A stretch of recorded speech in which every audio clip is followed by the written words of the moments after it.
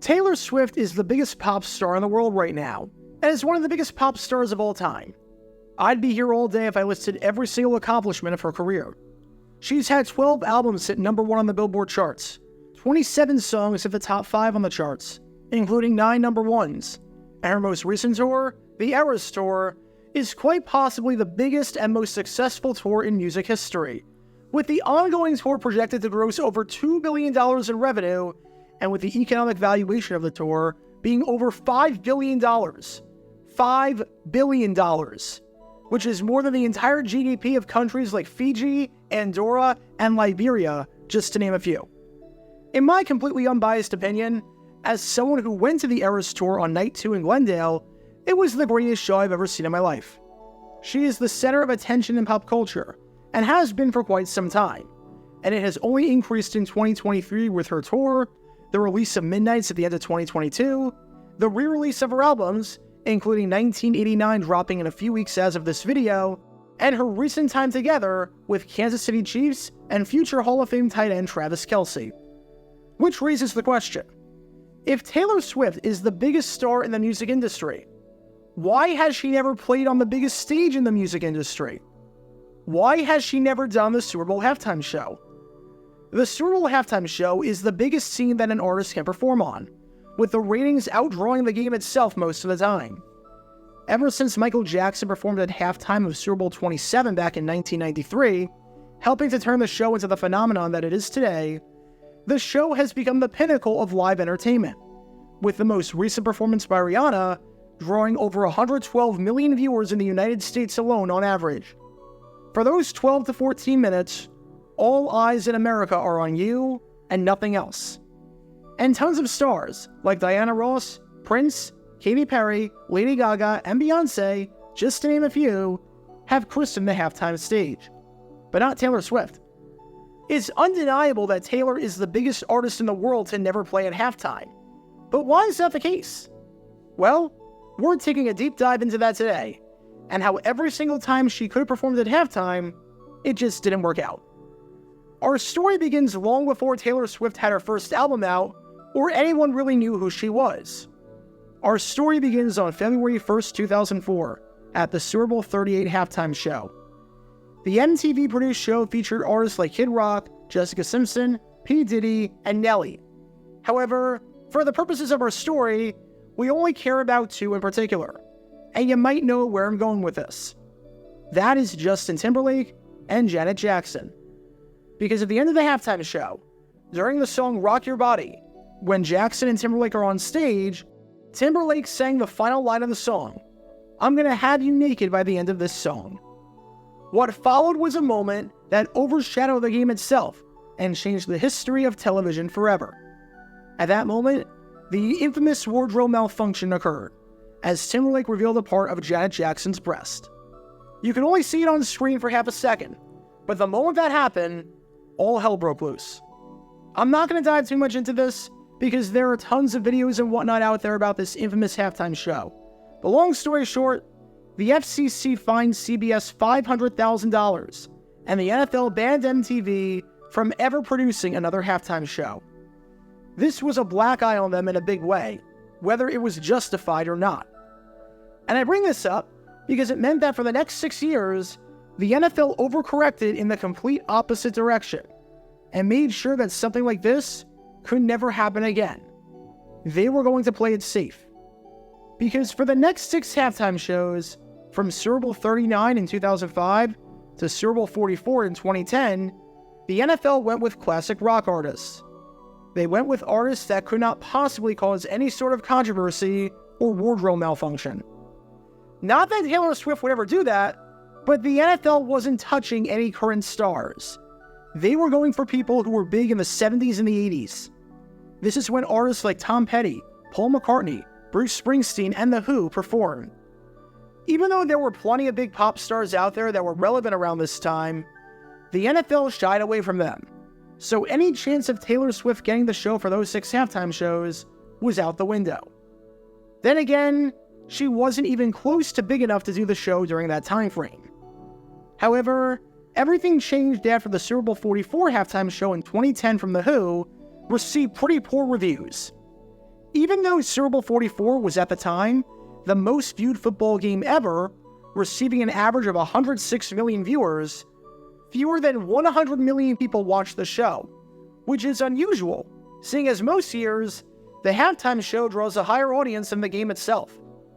Roger Daltrey didn't sound great. By the band's own admission, the show was not very good.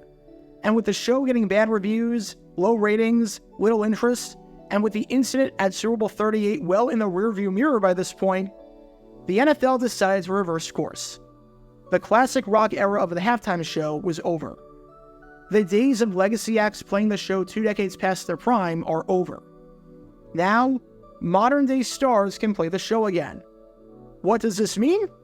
Well, it meant that Taylor Swift, after never being considered for the show simply because the NFL went 6 straight years without having a woman play the show, and 6 straight years without a modern artist, could theoretically be in the picture to headline the show. And by this point, Taylor Swift was big enough where she could have, theoretically, done the show. After the release of her third album, Speak Now, she had fully entrenched herself in the American music landscape, becoming a household name who was selling out arenas and stadiums across the country. But at Super Bowl 45, she did not do the halftime show. It was done by the Black Eyed Peas. And at Super Bowl 46, she did not do the halftime show. It was done by Madonna. Why was that the case? Well, there's 2 reasons, even though she had the hits, had the stage presence, and had a discography to do the show. Number 1, even though Taylor Swift was a big name, she was still a country star. The pop crossover had not happened yet. Yes, she had songs that were big on pop radio like Love Story and You Belong With Me, but everyone still viewed her as a country star. We'll get to what happened after she released Red in just a bit, because it was clear by that point that she was becoming a pop star with songs like 22, We Are Never Ever Getting Back Together, and I Knew You Were Trouble, none of which can be called country. And this is important because, well, the NFL didn't do country for their halftime show. The only time that country music was the true headliner was at Super Bowl 28 all the way back in 1994, when you had a co-headlining show with the Judds, Clint Black, Travis Tritt, and Tanya Tucker. Yes, you had Shania Twain at Super Bowl 37, but she was only on stage for a bit, as No Doubt and Sting closed out that show. Country music, in terms of how popular it was across all of America, was not as big in the 2000s and early 2010s as it is today. And the NFL did not have any country artists, no matter how big they were, play at the halftime show as a result, let alone as the solo headliner. So while Taylor was still a country star and not a pop star, so for Super Bowls 45 and 46, the halftime show was never a real possibility. And number 2, even if the NFL wanted her to do the Super Bowl 45 halftime show, there was a massive scheduling conflict, as that game was played on February 6, 2011, which was 3 days before her Speak Now tour was set to begin in Singapore on February 9th. Or I guess it would have been played early in the morning on February 7th in Singapore. It would be too much of a logistical nightmare. However, like I said, by the time the summer of 2012 hit, and Taylor Swift was releasing songs off of Red that were in a pop direction, and was selling out stadiums with ease, she absolutely had the star power and the ability to headline the halftime show. We were past the old rock star label of the halftime show, and we were past her country music label. Taylor could have done it. So why didn't she? Well, 2 things happened in 2013 where all the stars aligned for all the worst reasons when it came to her performing the show. Number 1, at the beginning of 2013, Taylor Swift signed a deal with Coca-Cola to become the face of Diet Coke. Said Katie Bain, the president of Coca-Cola's North American brands at the time of the announcement, Taylor's unmatched business savvy, talent, and drive to succeed are an inspiration to everyone. She's an extraordinary individual and a wonderful symbol of achievement. Taylor tells us that every day, Diet Coke plays a small part in helping her stay extraordinary. It's one of the many reasons she's the ideal partner to represent our brand. And Taylor being a spokesperson for Coca-Cola wouldn't be a problem at all, if it wasn't for the fact that beginning in 2013, at Super Bowl 47, every halftime show started off like this. And this is the Pepsi that brings you the Pepsi Super Bowl halftime show! That's right. The sponsor of the Super Bowl halftime show, beginning with Super Bowl 47, was Pepsi. Oddly enough, Coke was a sponsor at one point. In 1989, Diet Coke sponsored the Super Bowl 23 halftime show, which included an Elvis impersonator named Elvis Presto performing magic tricks. And no, if you have never seen it before, I am not making that up. And you should absolutely check it out after this video, because it is a trip. But starting with Super Bowl 47, the halftime show was sponsored by Pepsi. And what made this agreement rather unique and bizarre is that the halftime show has had plenty of sponsors before, but most of these are on a 1 or a 2 year basis. Royal Caribbean sponsored the Super Bowl 32 halftime show, and then never again. Progressive sponsored the Super Bowl 33 halftime show, and then never again. But Pepsi was the sponsor of the show for a record 10 consecutive shows, unheard of in the industry. From Super Bowl 47 in 2013 to Super Bowl 56 in 2022, Pepsi was the title sponsor. And obviously, that's a big problem when it comes to having Taylor Swift, because you're not going to have a spokesperson for Coca-Cola doing a halftime show that's sponsored by Pepsi. It's like putting a Shrek float in the Disney Christmas parade. It just doesn't make any logical business sense whatsoever. So as long as Pepsi was the sponsor of the halftime show, even though by this point, Taylor was the #1 star in the country and could put on a show like this effortlessly, it was never going to happen. The dream was dead in the water. And then, in September 2022, the last great halftime dynasty was over, because it was announced that Apple Music, not Pepsi, would be the sponsor for the halftime show going forward. At this point, there was nothing to stop Taylor Swift from doing the show. The one remaining obstacle in her path was the fact that she could never do it under Pepsi because she was a spokesperson for Coca-Cola. And now, that was gone. And quite literally, the second that Pepsi was out of the picture, the NFL contacted Taylor Swift and asked her to perform at the halftime show for Super Bowl 57, as in the Super Bowl taking place in February of 2023. She was the #1 choice. She was the obvious choice. All Taylor had to do was say yes, and the gig was hers. Except, she declined. The reason why? Well, as you probably know, Taylor Swift did not have ownership of her first 6 albums. I'm not going to dive too much into the specifics of this, because like the Super Bowl 38 controversy, there have been tons of stories and videos and analysis on this topic already. But long story short, every album made prior to Lover, so you're talking her self-titled debut, Fearless, Speak Now, Red, 1989, and Reputation, is owned by Big Machine, as in Scooter Braun's record label that she was with before signing a deal with Republic Records.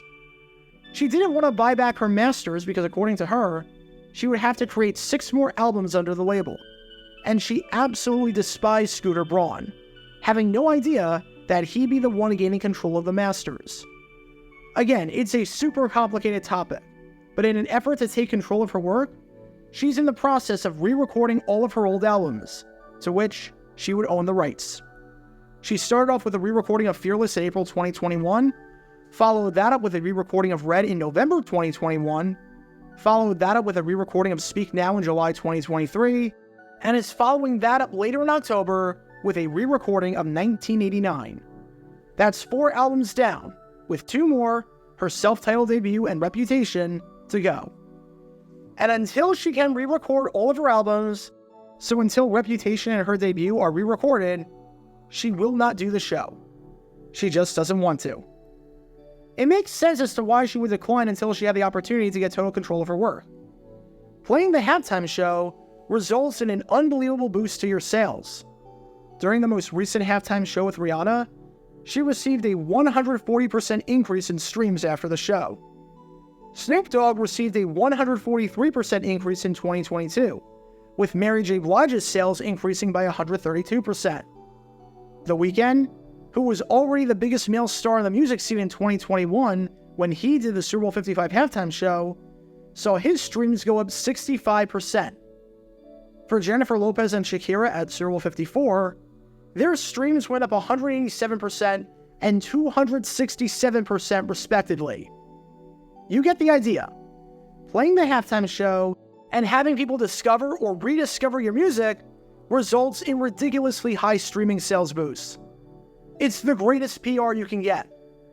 So why would Taylor Swift do this until she can actually have control and ownership of all of her songs and make the country hear them the way she wants to be heard? So this is why Taylor Swift has never done the halftime show.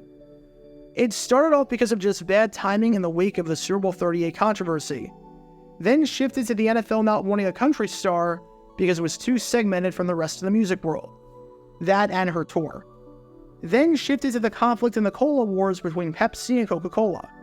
And now is because of Taylor Swift wanting to own her music. Which raises the question, will we ever see Taylor Swift do the show? My guess is that yes, it will happen. She has not ruled it out. The moment she re-records her debut and Reputation, my guess is that she will accept the bid for the halftime show. Whether she's able to do all of that by 2024 so that she can play at Super Bowl 59 in 2025, I don't know, seeing as she's embarking on the international leg of her tour.